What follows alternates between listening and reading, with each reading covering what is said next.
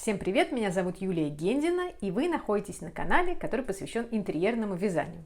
В этом видео я хочу с вами поговорить про использование меланжевой пряжи в мозаичном вязании крючком. Но для начала хочу с вами обсудить вот этот узор. Вы его наверняка узнали, я часто его использую, он входит в топ-10 моих любимых мозаичных схем. Почему? Потому что это классическая мозаика, это значит, что он очень простой. Он геометрический, он повторяющийся, у него небольшой раппорт, его легко вписать в любое полотно, хоть из центра, хоть по прямой, хоть из центра прямоугольником, хоть из центра квадратом. И он отлично вписывается в интерьер в любом вашем предмете декора. Поэтому я горячо вам его советую, и вот как раз его я использовала в этом образце, чтобы вам еще раз продемонстрировать все его плюсы.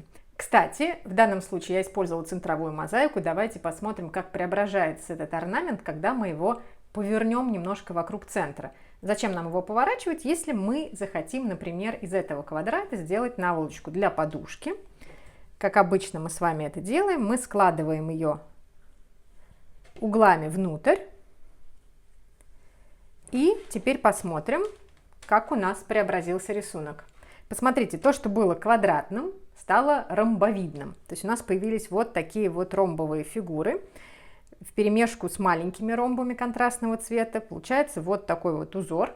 Очень мне нравится, попробуйте обязательно. В подушках он смотрится очень хорошо, как и в пледах, как и в коврах. Это может быть целая интерьерная коллекция. То есть вы можете связать плед, подушки, ковер, используя даже один рисунок, но разные цвета, подобрав их в гармоничных сочетаниях. Получится очень красиво. Это было маленькое лирическое отступление про узор, но собрались мы здесь, чтобы посмотреть цвет.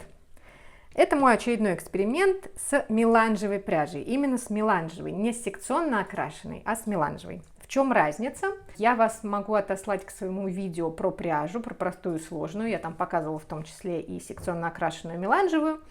Но сейчас мы остановимся именно на этой. Меланжевая пряжа позволяет нам получить очень плавные переходы за счет того, что в нить постепенно вплетается другой цвет. Сейчас мы в мотке это увидим. Здесь я вязала так, как пряжа устроена. То есть я никак не вмешивалась ни в порядок цветов, ни в скорость смены этих оттенков. Поэтому у меня получился, во-первых, довольно большой образец. Во-вторых, мы видим, что центральный вот этот элемент, он вывязан в одном оттенке, и дальше постепенно начинается смена. То есть секции в этом мотке были очень длинными. Получилось очень красиво, мне нравится, можно было бы продолжать, у меня просто кончился светлый оттенок. Здесь мы видим, что начала я с такого, довольно яркого для меня рыжего цвета, и постепенно к нему начали вплетаться другие оттенки. Здесь немножко красноватого, потом чуть больше красноватого, потом этот красноватый уже переходит в винный, при этом оранжевого каждый раз становится все меньше и меньше и меньше, буквально. То есть там, если было сначала несколько нитей, то потом 2 нити, 1 нить, и постепенно он совсем уходит, и уже в конце мы видим в последних рядах его уже нет и остался винный цвет. Дальше по мотку мы сейчас увидим, там этот винный бы перешел уже в более темный оттенок и закончился бы совсем темно-бордовым цветом. Если у вас в планах связать большое полотно, то как раз такие мотки вам пригодятся. Можно не вмешиваться в скорость смены нити и спокойно вязать до достижения желаемого размера вашего полотна. То есть большой квадратный плед, например, или если бы это была обрывная мозаика, большой прямоугольный плед, очень хорошо бы смотрелся, цвета постепенно сменяли бы друг друга, все было прекрасно. Но что если нам хотелось бы связать образец меньшего размера, но чтобы тоже увидеть переходы цвета? Да, это возможно. Сейчас я вам покажу второй образец. Здесь я использовала ту же самую пряжу, но в компаньоны выбрала черный цвет, чтобы, во-первых, показать вам, как совсем по-другому играет пряжа на черном фоне. И здесь мы видим, сменяемость цветов происходит гораздо быстрее. Вот этот наш рыжий цвет, он только в среднем, в маленьком элементе, и дальше он быстрее расходится, и быстрее получаются вот эти пламенные языки. То есть уже на этих элементах мы видим переход в красноватый, дальше довольно быстро уже переход в винный, и вот у нас остался только винный цвет. Чего мы здесь добились? Мы добились игры цвета на гораздо раннем этапе. То есть здесь у нас еще никаких переходов нет, а здесь мы уже на таком маленьком размере эти переходы получили. Для чего? Ну, например, если мы вяжем подушку из небольших 2 квадратов и будем потом их сшивать, то нам, конечно, хочется, чтобы эти переходы осуществлялись быстрее. Ну и если мы бы складывали потом такую подушку конвертом, ну, конечно, если бы этот квадрат был побольше, то мы бы эти переходы увидели на лицевой стороне, что тоже хорошо. В отличие от этой подушки, где этих переходов практически было бы незаметно, только на изнанке. Здесь мы видим, да, вот из центра расходятся прямо от оранжевого быстро-быстро к винному, получается очень красиво. Обратите внимание еще раз на этот узор, как он классно смотрится. Как нам добиться ускоренного перехода оттенков? Очень просто. Сейчас я вам на пряже все это как раз и покажу. Итак, пряжа. Это примерно уже, наверное, 1/3 мотка, которая у меня осталась. Пряжа, которая участвовала в этом эксперименте, называется Yarn Art Flowers. Я думаю, что вам она знакома. Я решилась использовать ее впервые. Раньше меня очень пугала ее толщина. В 250 граммах у нас здесь 1000 метров. Мне казалось, что я никогда не осилю такую тонкую нить. Но нет, оказалось, что 4-м размером крючка меня плотность полотна вполне устраивает. И этот образец, и этот связан 4-м крючком.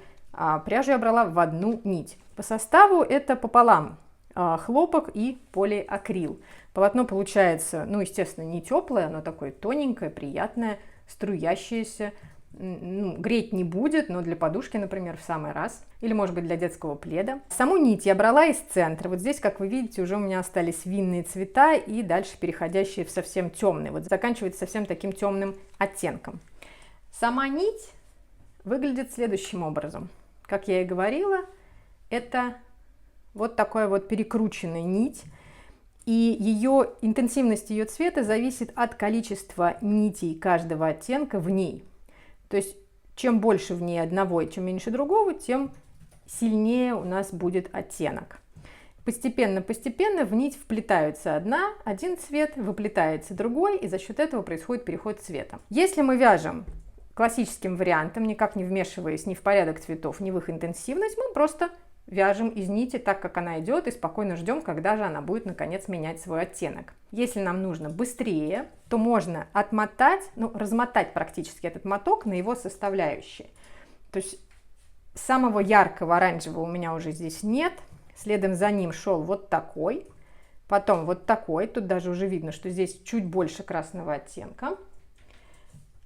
Дальше уже у нас переход в винный, то есть совсем мало оранжевого, остался красный, и уже к нему прикручивается более темный оттенок.